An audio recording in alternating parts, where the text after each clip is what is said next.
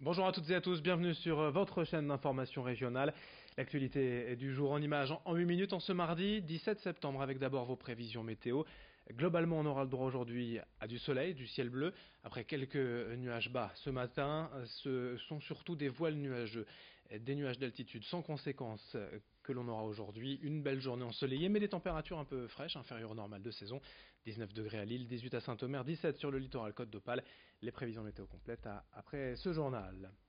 À la une d'abord dans l'actualité, la manifestation des agents des finances publiques hier dans les rues de France et dans la région à Lille notamment pour contester le plan du ministre de l'Action et des Comptes Publics Gérald Darmanin.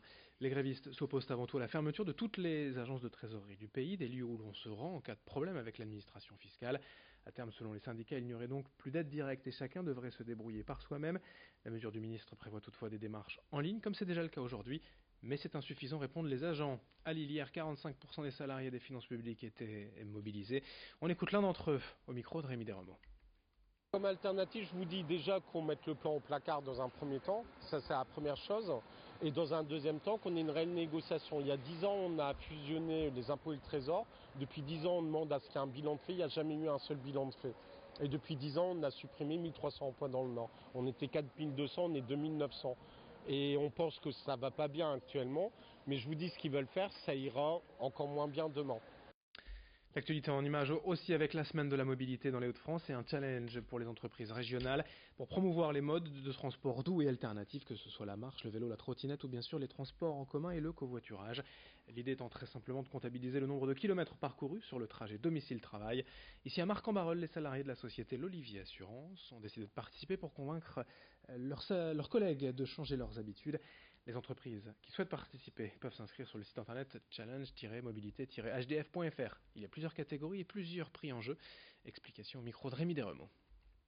C'est lundi matin, mais la semaine démarre tout juste. Et nous, notre rôle en tant qu'organisateur et référent de ce challenge, c'est justement d'aller pousser les gens à savoir que l'idée c'est d'essayer, c'est de rayonner, de communiquer. Donc si lundi c'est pas parfait, mardi ce sera mieux, et etc. jusqu'au bout de la semaine. Comme récompense, nous on avait pensé à une récompense qui existe, c'est le coup de cœur, l'entreprise qui a fait le plus d'actions vraiment autour du challenge mobilité et qui est venue avec différents moyens de transport. Donc on va essayer cette semaine du coup de faire des petites actions buzz avec tous nos salariés pour remporter ce prix de coup de cœur. Après, dans l'idée, c'est pas vraiment de remporter quelque chose, mais c'est d'avoir changé les habitudes de transport de nos collaborateurs. En bref, dans l'actualité régionale aussi, cette information qui choque beaucoup d'internautes depuis sa publication il y a quelques jours. Aurélien Boisdin, le jeune pompier gravement brûlé lors d'un incendie à Étré-Blanche, au sud de Saint-Omer, en janvier 2018, se voit demander aujourd'hui par l'assurance maladie de rembourser près de 9 000 € de frais, car selon une expertise médicale, son arrêt de travail ne serait pas imputable à son accident. Une chaîne de solidarité, une cagnotte en ligne s'est créée sur les réseaux. Aurélien et ses proches espèrent surtout que la médiatisation de la situation lui permettra d'arranger les choses avec l'assurance maladie. Dans le reste de cette édition, on évoque également du pain à la télévision. Avec vous en doutez, l'émission de M6, la meilleure boulangerie de France cette semaine dans la région, après les délices de Léandre et Alice à Boulogne-sur-Mer et la maison de Roelbeck à Steinvorde hier soir. C'est au tour de Brice à Marquette-les-Lilles et de Martin, créateur de plaisir, à Villeneuve-d'Ascq, d'avoir les honneurs de l'émission et du jury. Nous sommes allés il y a quelques jours à la rencontre de Maxime Brice et de sa sœur Marion, les gérants de 2 boulangeries à Marquette et Marc-en-Barœul. Ici, ce sont les clients eux-mêmes qui ont inscrit leur boulanger à l'émission. Une vraie reconnaissance pour Maxime et Marion, déjà satisfaits d'avoir participé. On connaîtra le résultat ce soir. On les écoute au micro de Florine Curec. Le but c'était aussi de faire parler de la boutique parce que cette boutique-ci, on l'a faite, elle est hyper moderne, elle est grande, elle est belle et on a un logo qui est très moderne aussi et la plupart des gens quand ils passent devant la boutique se disent c'est une nouvelle chaîne. Donc on va avoir encore la qualité de ces chaînes et nous ce qu'on a voulu faire en participant à la meilleure boulangerie de France c'est de dire qu'effectivement on n'est pas une chaîne, on est des artisans et tout ce qui est fait ici c'est fait maison. Fait tout maison dans les rails de l'art, on respecte on a des procédés très stricts avec des températures, des fermentations qu'on respecte vraiment et je pense que en plus de ça on est vraiment ouvert sur le labo où tout le monde peut voir que tout est fait maison, on insiste vraiment là-dessus, on fait tout ici et je pense que c'est pour ça que ça marche. Et puis le portrait du jour avec une figure emblématique de Tourcoing, le photographe des stars. Jean-René Blagon a tenu une boutique de photos en centre-ville durant des années, mais il était aussi chargé d'immortaliser les artistes passant sur scène dans la région. Une collection qu'a pu découvrir pour nous Idil Gunaï. Coup de projecteur sur 50 ans de carrière.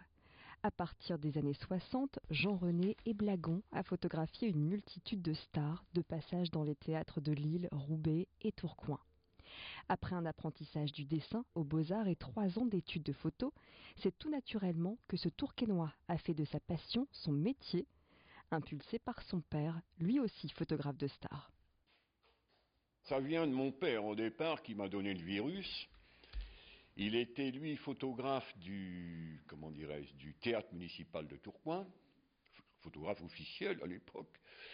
Et puis à un moment donné, il a eu affaire à des gens qui étaient connus dans toute la France. Pierre Brasseur, il est venu à l'époque au théâtre municipal de Tourcoing, en 1960. Line Renaud, Carlos, Pierre Bellemare, Annie Girardot, ils sont tous passés devant l'objectif de Jean-René Éblagon, qui a été marqué par certaines rencontres, certaines personnalités. Raymond Devos. Raymond Devos, ça, c'est presque un ami pour moi. C'était quelqu'un de formidable. J'ai d'ailleurs fait une exposition où je l'ai invité, il est venu, une exposition privée, ici à Tourcoing. Il a profité de son passage au Colisée de Roubaix pour venir le dimanche, chez moi, le dimanche matin, faire son exposition. Robert Hossein, par exemple. Bon, Robert Hossein, c'est un garçon qui fait sérieux, qui était très sérieux, que ce monsieur, ça ne doit pas être facile de l'approcher. Ben, c'était tout à fait le contraire. Et puis, il y a eu aussi les rencontres amusantes, voire insolites. Jean Marais, par exemple. Bon, Jean Marais, c'était un acteur de l'époque, c'était un grand classique, Jean Marais. Hein, c'était quelqu'un qui avait une carrière formidable. J'ouvre sa loge, il était en caleçon. Il dit, non, excusez-moi, c'est pas grave, vous pouvez rentrer. Je me suis permis de frapper, il me dit rentrer. Donc, j'ouvre sa loge, en caleçon. Bon, j'ai fait ces photos d'une gentillesse, d'une simplicité. Monsieur Jean Marais, quand même, des gens qui ont compté. Des souvenirs que Jean-René Éblagon partage avec le public en ouvrant les portes de sa salle d'exposition les après-midi, chez lui, là où sont rassemblés tous ses portraits. Fin de ce journal à suivre dans un instant vos prévisions météo. Merci de votre fidélité et très bonne journée à toutes et à tous.